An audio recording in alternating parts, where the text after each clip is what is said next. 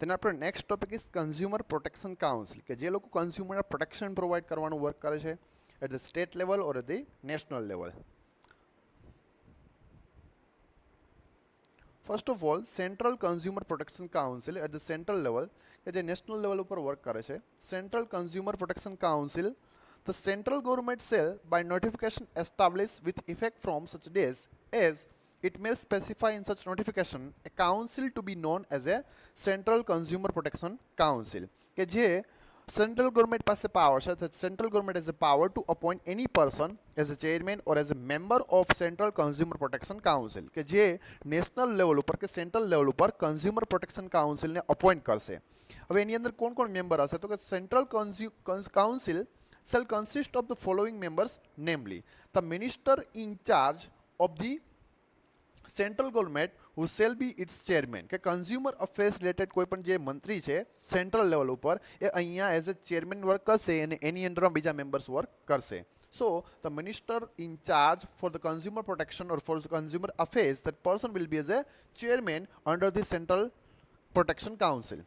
Such member of the other official and non-official member representing such interests as may be prescribed. मतलब કે એના સિવાય બીજા ઘણા મેમ્બર એની અંદર અપોઇન્ટ કરશે ગવર્મેન્ટ કે જે કોઈ કન્ઝ્યુમર છે તો એના ઇન્ટરેસ્ટને એ લોકો રિપ્રેઝેન્ટ કરશે અને સામેવાળો વ્યક્તિ કોઈ પણ શોપકીપર છે, ટ્રેડર છે, મર્ચન્ટ છે તો એના કેસને એ લોકો રિપ્રેઝેન્ટ કરશે. So official and non officially both member represent or appointed by the central government કે central government has the power to appoint any person as a member in the central consumer protection council.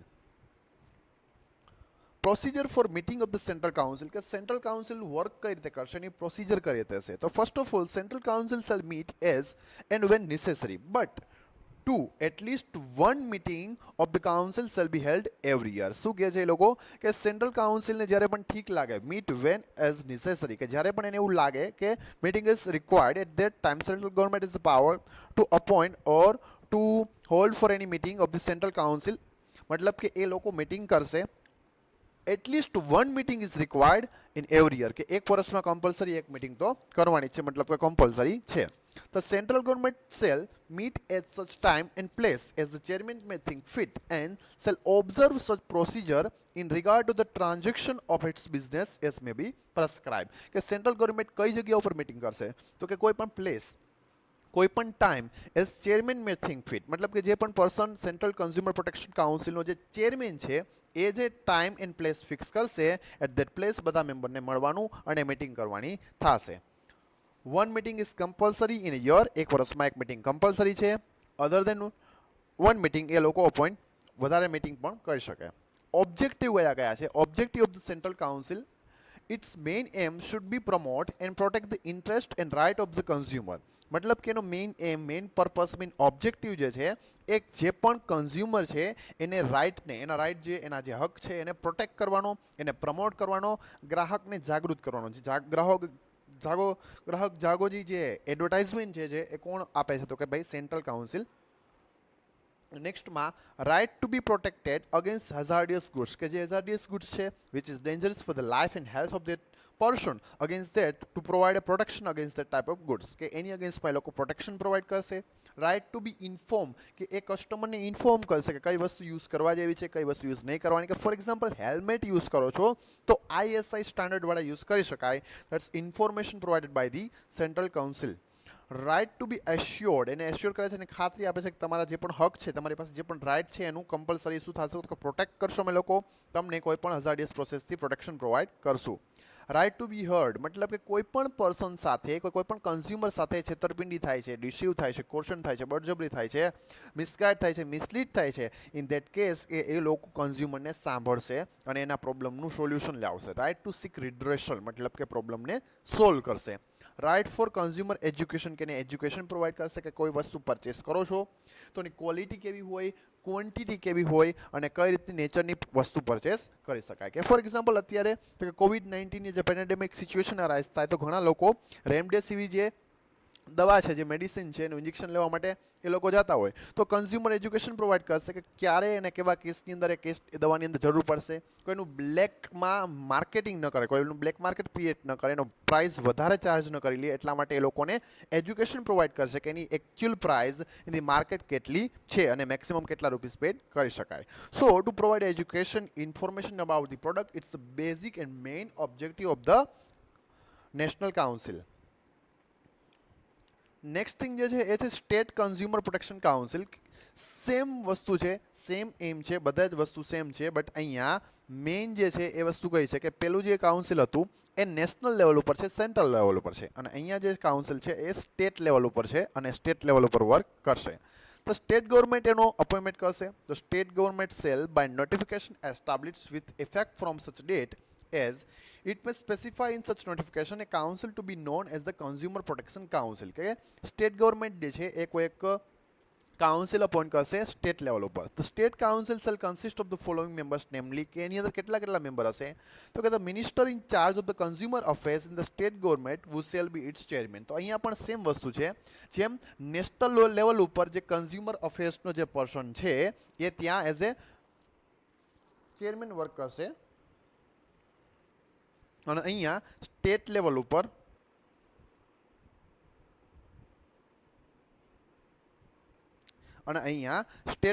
જે minister છે જે consumer affairs related work કરતો હોય એ person અહીંયા as a chairman work કરશે. પેલો પણ મિનિસ્ટર હતો બટ એ નેશનલ લેવલ ઉપર છે, અહીંયા પણ એઝ મિનિસ્ટર જ છે બટ એ સ્ટેટ લેવલ ઉપર વર્ક કરશે.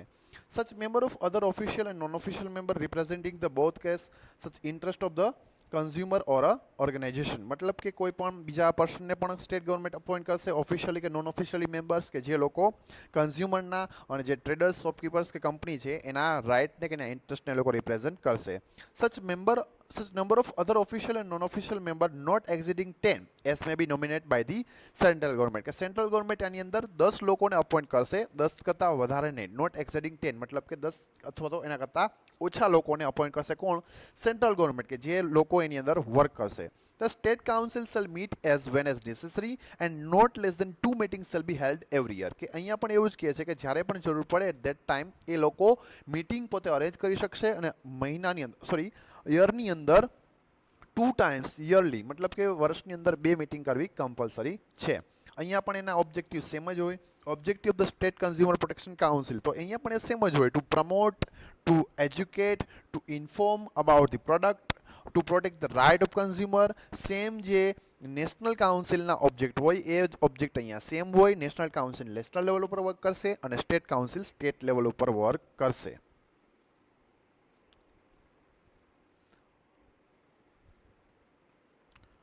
નેક્સ્ટ આપેલું છે the district consumer protection council. કે હવે અહીંયા પેલું જે હતું એ નેશનલ લેવલ ઉપર છે, સેકન્ડ જે હતું એ સ્ટેટ લેવલ ઉપર છે, અને અહીંયા થર્ડ જે આપેલું છે એ ડિસ્ટ્રિક્ટ લેવલ ઉપર વર્ક કરશે.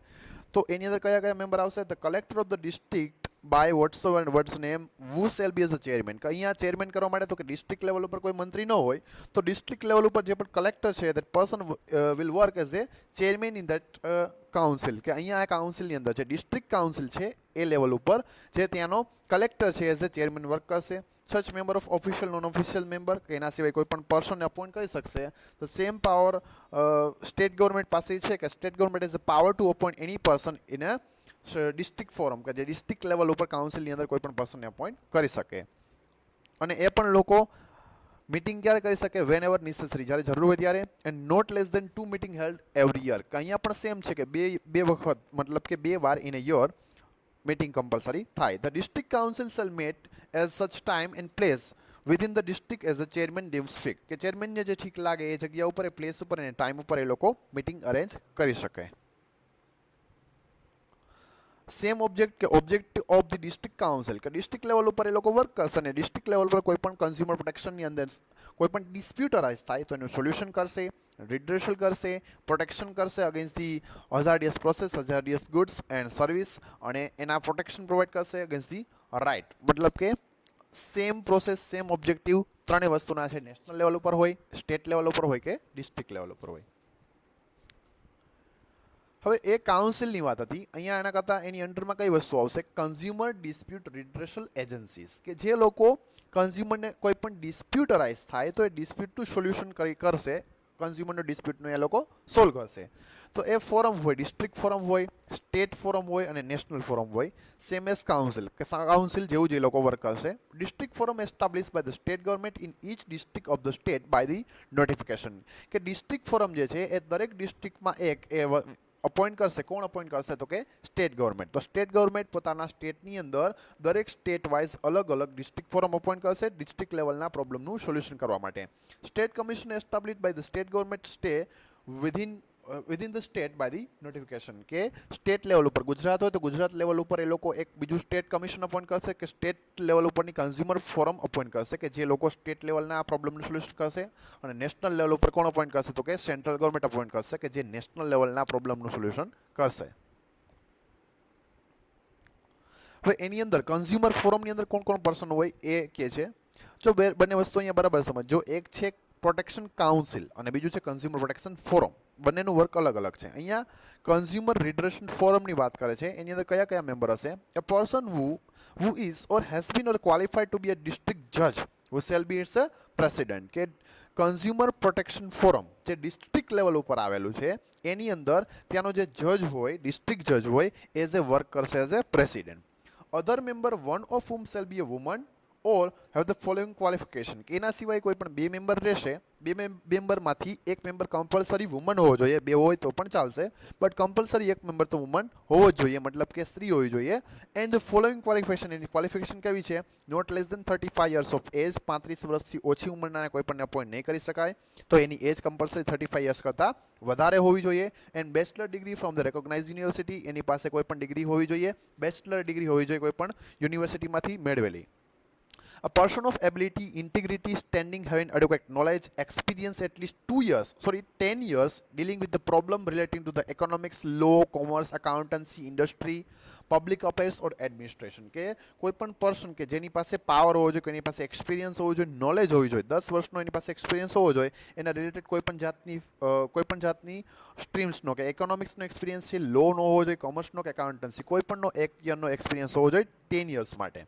Further disqualified person to appoint as member. કે કોઈ પણ વ્યક્તિ કે જે ગુનામાં છે, convicted for a crime, imprisonment, કે જેના ઉપર જેલની સજા ચાલતી હોય, ઓફેન્સ કોઈ ગુનો કરેલો હોય, તો ઇમોરલ એક્ટિવિટી કરેલી હોય, કે જે ગુજરાત ગવર્મેન્ટ કે જે કોઈ પણ સ્ટેટ છે એની અગેન્સ્ટમાં કોઈ એક્ટિવિટી કરેલી હોય, in that case that person can not appoint as a member. તો એવા વ્યક્તિને આપણે એઝ એ મેમ્બર અપોઇન્ટ કરી શકતા નથી.